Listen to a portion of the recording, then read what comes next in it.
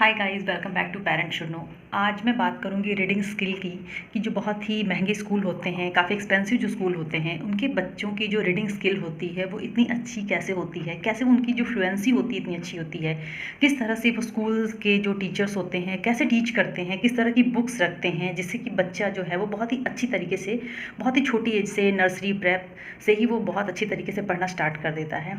तो मैं आपको दिखाती हूँ। मैं जब भी रीडिंग की बात करती हूँ तो अपने मोस्टली जो मेरी वीडियोस हैं उसमें मैं फोनिक्स, डायग्राफ, ब्लेंड्स की बात करती हूँ कि किस तरह से आप अपने बच्चे को पढ़ाएं कि उनको उनकी जो रीडिंग स्किल है वो बहुत अच्छी हो जाए। क्योंकि बहुत ज़्यादा स्कूल में या ऐसे बहुत सारे पेरेंट्स हैं जो ऐसा फेस करते होंगे कि उनका बच्चा बड़ी क्लास में, चौथी पाँचवीं क्लास में पहुँच गया है, रीडिंग बिल्कुल भी उसे नहीं आ रही है। तो ऐसे पेरेंट्स, अगर आप पेरेंट्स हैं या फिर टीचर्स हैं, अगर आप जो कि अपने बच्चों की रीडिंग स्किल बहुत ही अच्छा करना चाहते हैं, तो उनके लिए टिप्स काफ़ी यूज़फुल होगी। तो चलिए देखते हैं कैसी ट्रेनिंग देते हैं कि उनके बच्चे बहुत अच्छी तरीके से रीड करते हैं। तो सबसे पहले मैं डायग्राफ बताती हूँ कि डायग्राफ होता क्या है। जब दो लेटर एक साथ जॉइंट होते हैं और उनका एक अलग नया साउंड निकल के आता है तो उसको बोलते हैं डायग्राफ। ये दो टाइप्स के होते हैं, कॉन्सोनेंट डायग्राफ होता है और वॉवल डायग्राफ होता है। कॉन्सोनेंट में भी दो कॉन्सोनेंट जब मिलके एक नया साउंड निकालते हैं तो उसको कहते हैं कॉन्सोनेंट डायग्राफ। और वॉवल डायग्राफ में जब वॉवल्स 5 होते हैं, जो वो 5 वॉवल्स आपस में एक दूसरे से मिलके एक नया साउंड निकालते हैं तो उसे बोलते हैं वॉवल डायग्राफ। तो अभी मैं बात करूँगी कॉन्सोनेंट डायग्राफ की कि कॉन्सोनेंट डायग्राफ कौन कौन से होते हैं। तो कॉन्सोनेंट डायग्राफ होता है, एक फर्स्ट है ंग। जब भी बच्चे को पढ़ाएं तो ंग पढ़ाएं, उसके बाद आप उसको पढ़ाएं। तो ये है कुछ कॉन्सोनेंट डायग्राफ जिनकी रीडिंग आप ब्लेंड्स के बाद कराएं।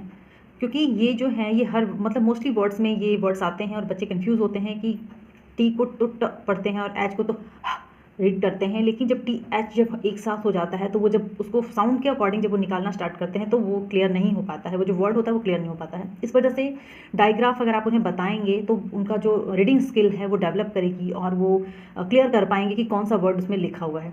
तो सबसे पहले मैं ंग डायग्राफ के कुछ वर्ड्स आपको बताती हूँ किस तरह से अपने बच्चों को आप रीड कराएं। और भी बुक्स में से आप उसको सॉर्ट कर सकते हैं कि ये आप जो डायग्राफ्स दिए हुए हैं इनके वर्ड्स आप लिखें और बच्चों को अलग से रीड कराएं। तो ये छोटे छोटे जो पार्ट होते हैं रीडिंग की, इन पार्ट्स को आप जब क्लियर कर लेंगे तो बच्चा आपका रीड अच्छे से करने लगेगा। इस वीडियो में मैं सिर्फ ंग डायग्राफ पढ़ाऊंगी, बाकी जो डायग्राफ है मैं नेक्स्ट वीडियो में लेकर के आऊँगी। तो मेरा पहला वर्ड है, गाइज मैंने फोनिक्स और ब्लेंड्स की वीडियो ऑलरेडी अपलोड की हुई है। वैसे मैं ब्लेंड्स के और भी वर्ड्स में लेकर के आऊँगी, लेकिन अभी मैं डायग्राफ पढ़ा रही हूँ। तो ंग डायग्राफ का जो पहला वर्ड है हमारा किंग। तो बच्चे को आप चाहें तो डिक्टेशन भी कर सकते हैं। जब वो ंग पढ़ लेगा तो आप उसे बोलेंगे क इ ंग, तो वो इजीली उसको राइट भी करेगा और इजीली उसको लर्न भी कर पाएगा, रीड भी कर पाएगा, क्योंकि उसको लर्न स्पेलिंग रटने की ज़रूरत फिर नहीं पड़ेगी। दूसरा है हमारा सिंग, इ ंग, सिंग। ग आ ग, स्व। ये ब्लेंड है हमारा, स्व एक ब्लेंड है। ई ंग, स्विंग।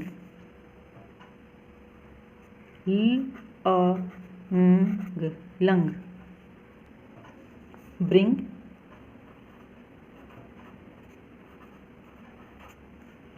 रिंग। ंग, विंग। आप ऐसे ही उन्हें रीड कराइए। पहले वर्ड को क्लियरली बोलिए जैसे विंग, वो उसके बाद आप उसे ब्रेक कर करके जैसे व इ ंग एक साथ आप बोलिए तो बच्चा राइट करेगा और वो उसकी प्रैक्टिस भी साथ के साथ रीडिंग की होती जाएगी। नेक्स्ट है स्टिंग, स्ट ई ंग, स्टिंग। हैंग, ंग, बैंग। स्ट्र आ ंग, टोंग, ट आ ंग। स्लिंग, स्ल ई ंग। तो ये कुछ वर्ड्स हैं, अगर आप चाहें तो इससे उनकी प्रैक्टिस करा सकते हैं। अदरवाइज आप चाहें तो उनकी बुक्स में से आप सॉर्ट करके भी ये वर्ड्स को अलग लिख करके आप उन्हें डिक्टेशन करा सकते हैं। लेकिन इस तरह से पढ़ाइए। सबसे पहले आप उन्हें ंग बताइए कि ंग है, और आप फिर ब्लेंड्स और साउंड्स जो होते हैं, फोनिक साउंड्स जो होते हैं, उनको यूज़ करके और ंग एक साथ बोलिए। इस तरह से बच्चे लिखेंगे और उसको उनकी जो रीडिंग की प्रैक्टिस है वो उनकी होती रहेगी। तो इस तरह से आप उनकी बुक रीडिंग की प्रैक्टिस कराइए। अगर आप ये सोचेंगे कि आप इकट्ठा बच्चे ABCD पढ़े उसके बाद आप उनको बुक पे डायरेक्ट बैठा दीजिए और बुक बच्चा रीड करने लगे, तो ऐसा नहीं होता है। बच्चे को बहुत सारी प्रॉब्लम्स को फेस करना पड़ता है। लेकिन जब इस तरह से बच्चा पढ़ेगा, ब्रेक ब्रेक करके पढ़ेगा, छोटे छोटे वर्ड्स से जब वो सेंटेंस पे जाएगा तो वो इजीली उसको रीड करेगा और उसे प्रॉब्लम भी बहुत कम फेस करनी पड़ेगी। स्पेशली जो उसकी जो स्पेलिंग की जो प्रॉब्लम है वो उसे क्लियर हो जाएगी। तो आई होप कि आपको वीडियो अच्छी लगी हो। अगर वीडियो हेल्पफुल लगे तो लाइक ज़रूर करें, और नेक्स्ट डायग्राफ और ऐसे ही और भी टिप्स के लिए आप मेरे चैनल को सब्सक्राइब कर लें और इसे ज़्यादा से ज़्यादा अपने फ्रेंड्स वगैरह में शेयर करें। Thanks for watching.